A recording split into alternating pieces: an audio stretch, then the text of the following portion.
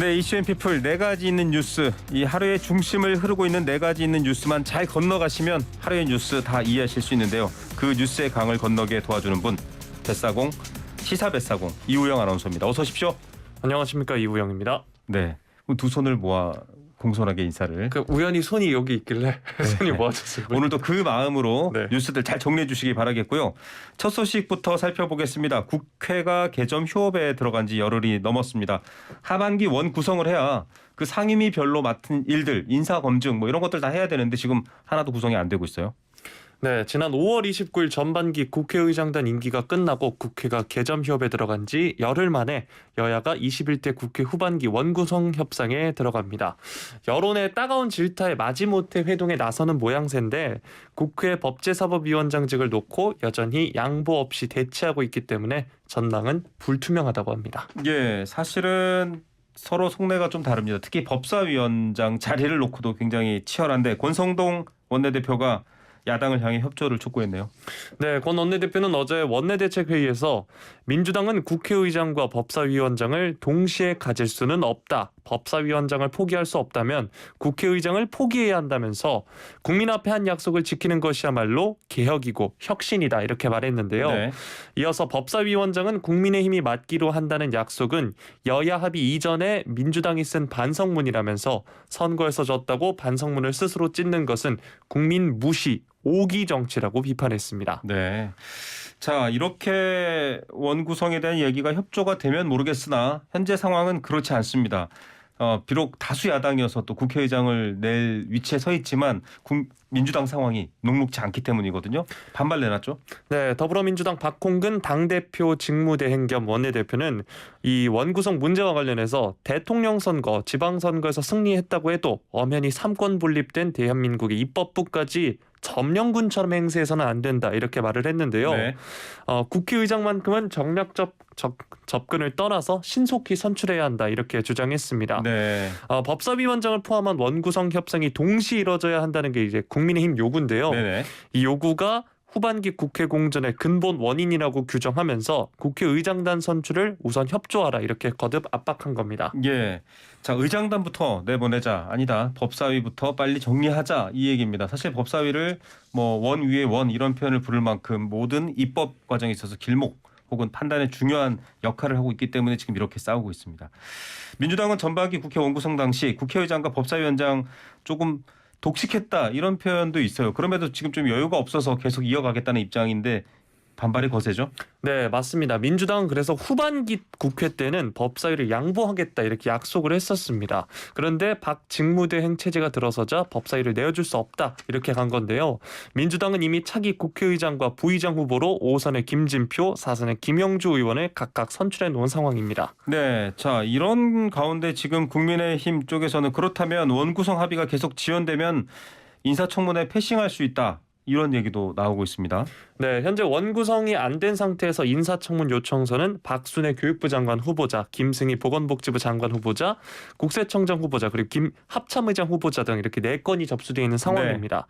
권 원내대표는 전반기 국회 임기가 종료되기 전에 청문 요청서가 국세청장 후보자의 경우 접수가 됐는데도 네. 민주당의 반대로 기재위에서 청문회가 불발된 만큼 더 이상 청문회 지연 책임을 넘길 수 없다면서 청문회 없이 임명 가능성을 열어두기도 했습니다. 예, 자 빨리 좀 국민들의 마음 또 부름에 맞춰서 합의하라고 정치가 있는 거니까요. 정치인들이 좀 그 사이를 돌파해봤으면 좋겠습니다. 다음 소식입니다.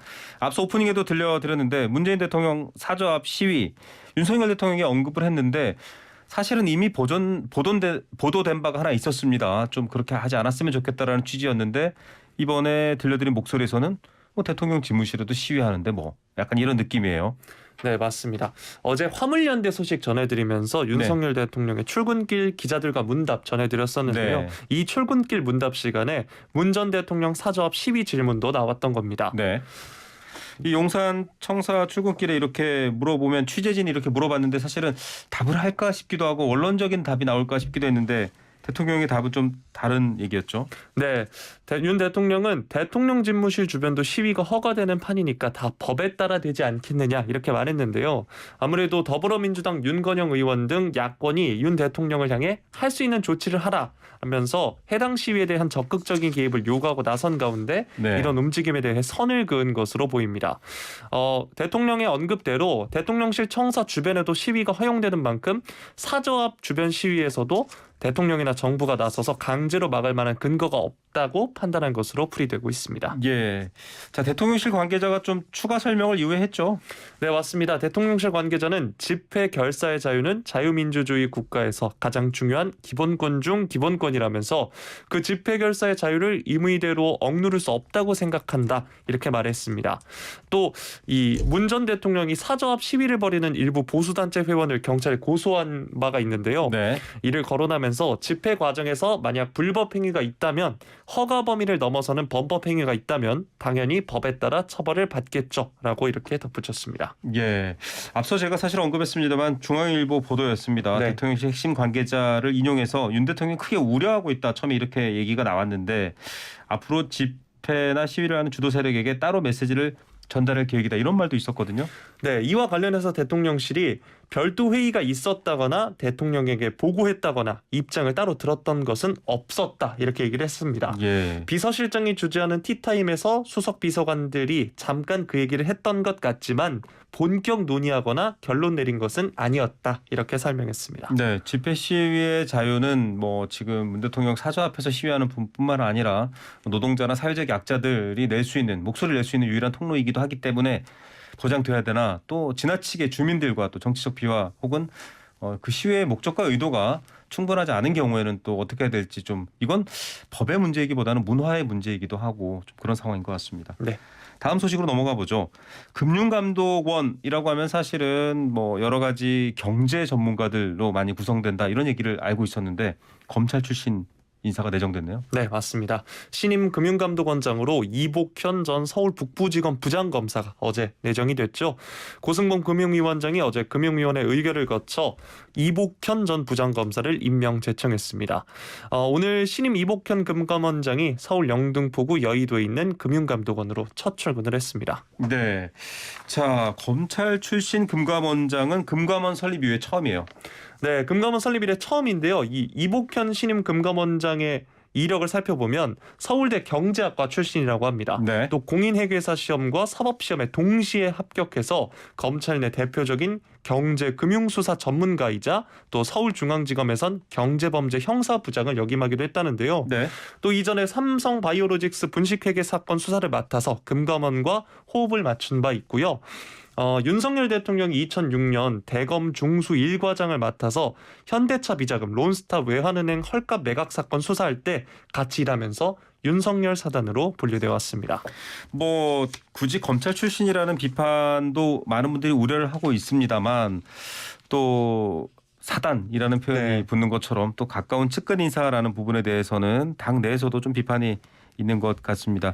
오히려 금융권 쪽에서는 지금 이를테면 이제 본격적인 수사를 담당한 일이 주요 커리어인 검찰 출신이 됐다라는 것 때문에 좀 분위기가 얼어붙을 것 같기도 하고요. 네, 맞습니다. 아무래도 윤 대통령이 대선 공약으로 자본시장에서 불공정 거래를 척결하겠다고 밝힌 데다가 이 문재인 정권 당시 미흡했다고 지적받은 라임 옵티머스 사태 등 대규모 금융 관련 의혹들에 대해 철저한 검증이 이루어질 수 있기 때문인데요. 한 은행 관계자는 관료 출신이 아닌 검찰 출신이 금감원장으로 오게 되면서 금융사의 칼날 같은 잣대를 댈 수 있을 것 같다는 우려가 제기되고 있다 이렇게 말했습니다. 네, 자, 새 경제팀 구성에서 이제 남은 건 경제계 검찰로 불리고 있는 공정위원장, 공정거래위원장 자리인데 역시 검찰 출신이 오는 건 아닌가 이런 관측이 있겠어요.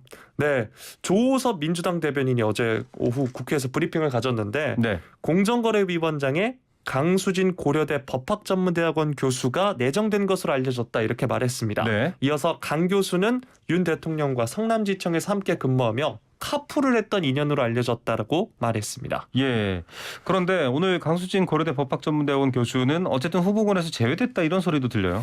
네, 대통령실 관계자는 오늘 용산청사에서 기자들에게 이번 공정위원장 후보로 강 교수가 후보로 거론됐다는 것은 들은 바 있지만 어떤 과정을 거쳐 제외됐는지는 설명하기 어렵다 이렇게 말했고요.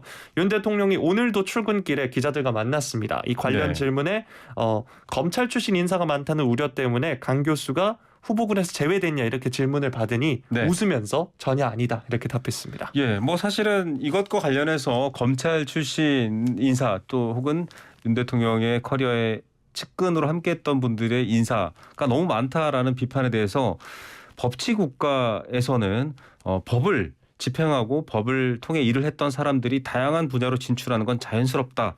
이런 발언도 보도가 됐거든요.